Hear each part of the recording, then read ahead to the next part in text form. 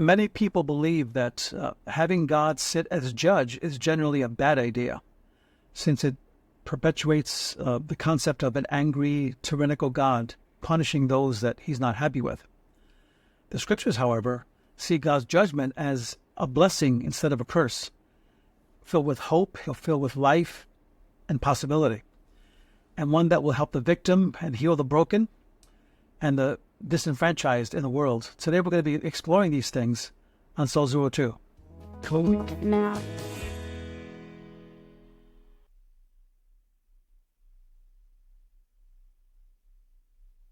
Zero 2, this is a podcast that's putting the oxygen back into the Christian walk one soul at a time. And so glad to be with you. And we're talking today about the judgment of God, why it's a good idea, why it's a good thing.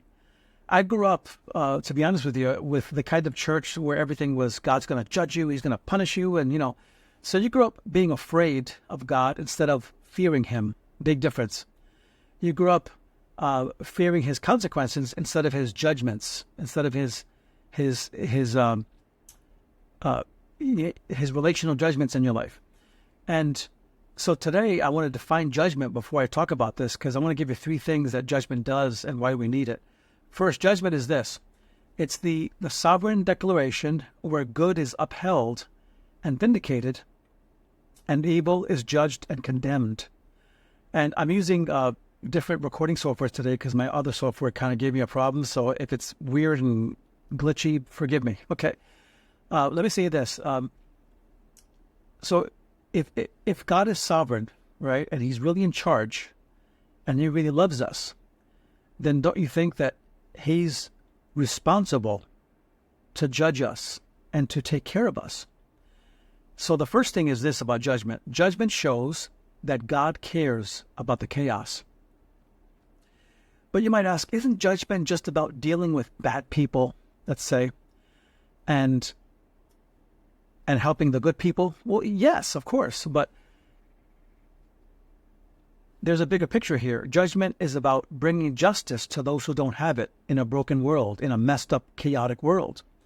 A lot of evil things happen in this world, and this world is filled with chaos. In fact, at the very beginning of creation, it said that the Spirit of God hovered over the waters or the chaos, right? And so this world has always been chaotic. And when God introduced humanity into it, even though humanity our job was to be God's image in the world, well, if we didn't do a great job, but we're trying kind of thing, those who know him, those who follow him.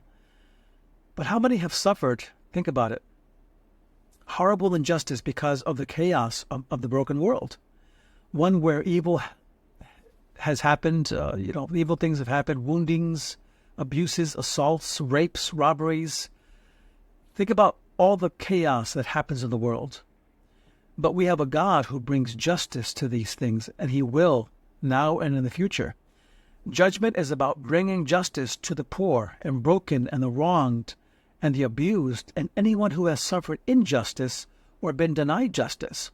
Justice is longed for and celebrated in the Psalms.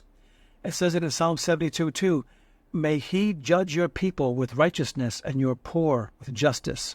This is considered a blessing in the scriptures. Also, I want to say this. The purposes of God's throne is not power, but judgment. As humans, we tend to think in power terms. God is not like us who crave power and position or vengeance. God is different. At Psalm 9, it says this, "But the Lord sits enthroned forever. He has established his throne for judgment. He judges the world with righteousness. He judges the people with equity." God's throne is established in order for him to do right by his creation, by everything he's made. So this is why he's on his throne.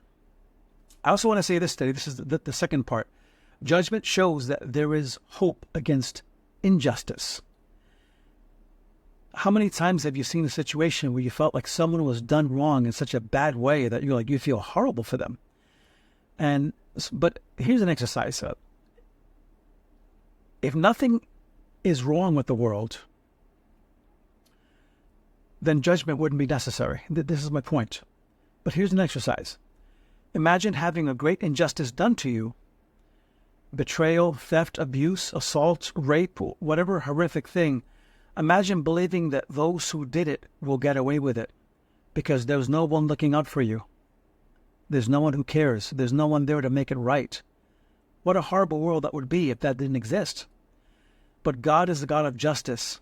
And this is why he always brings, the law of sowing and reaping. What you sow, you're going to reap. All of us. Justice affects all of us.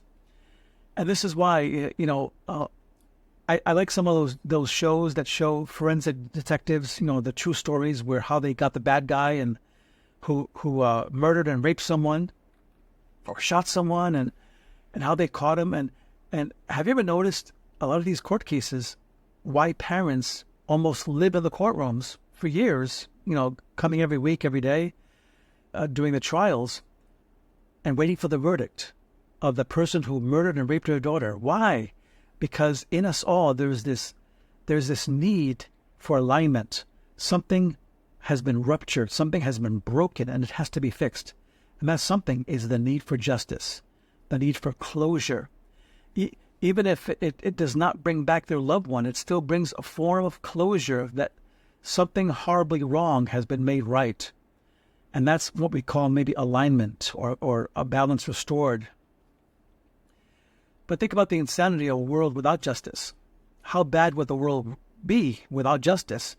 To belittle the God of judgment and say, nah, that's terrible, God of judgment. This is modern times, we're postmodern times. To belittle that is to close your eyes to the world and its dysfunction and say, nothing to see here. Everything's, okay. We'll let humans deal with all this stuff. So where there is no judgment, there is no hope for justice. I want you to think about this for a minute. Think about people, mass murderers and evil people who through history were famous for their evil, like Mao Zedong, who's probably the most famous for killing 65 million people. If there's no justice, then he got away with it. Hitler, 6 million Jews. If there's no justice, he got away with it. Ivan the Terrible, who murdered priests, he ransacked their churches and burned government officials alive. If there's no justice, he got away with it. Timur, a Turkish conqueror who built a tower, he used 70,000 heads of people he punished to make this tower. There's no justice if he gets away with it. Idi Amin, who killed 300,000 civilians and he collapsed the economy of his nation, got away with it. There has to be a justice. There has to be a reckoning. And God is the one who brings it. But here's the last thing I want to share. The judgment shows that God intends to make things right. His intentions, the cross and salvation, all that is heading towards this fine point, towards the end of time, where all things will be made right. Judgment shows that the one who created the world intends to bring it back into alignment with his original purposes. This requires judging every good evil act, including us, all right? We all get judged. Everybody has to have it. Judgment also includes the sins we commit, right? In Leviticus 26:21, it says, if you continue hostile to me will not obey me, I will continue to plague you sevenfold for your sins. This is God judging his own people for breaking covenant with him. We all get judged. And anyone who says, well, God's got to love, we're not going to be judged because he's just so loving, that is sentimentality. That's emotional theology. That's not reality. God's judgment to those who belong to him, however, and this is the good part, is never without hope. God doesn't judge us just because he's vindictive and mean and just angry at us. He judges us because he wants us to be partners in creation with him, of transforming the world that he created. Isaiah 61:8 says, for I, the Lord, love justice. I hate robbery and wrongdoing. I will faithfully give them the recompense, and I will make an everlasting covenant with them.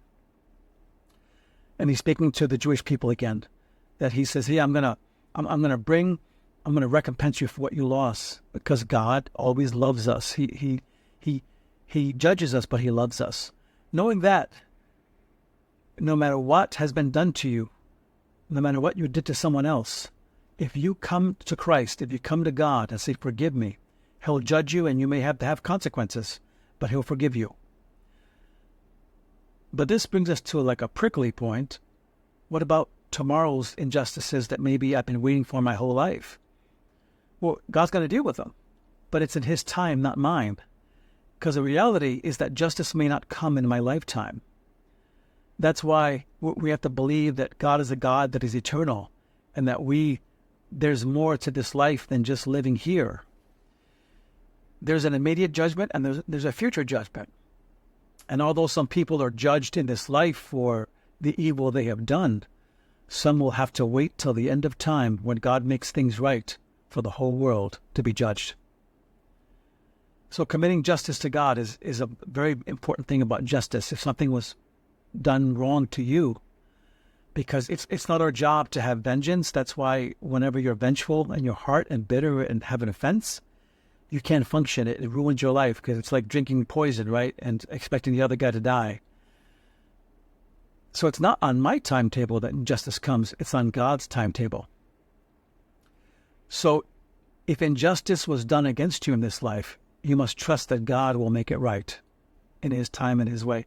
So I see all that to close with this, that let God's judgment be a cause of rejoicing in your life, not a cause of negativity. Every bully, every abuser, every murderer, every defrauder, oppressor will be brought into account in God's time. If you like this podcast, please leave a like and check us out on different platforms that we're on. So until next time, I'm so glad to be with you. Recommend us to a friend if you can. That'd be great. God bless you and have a great day.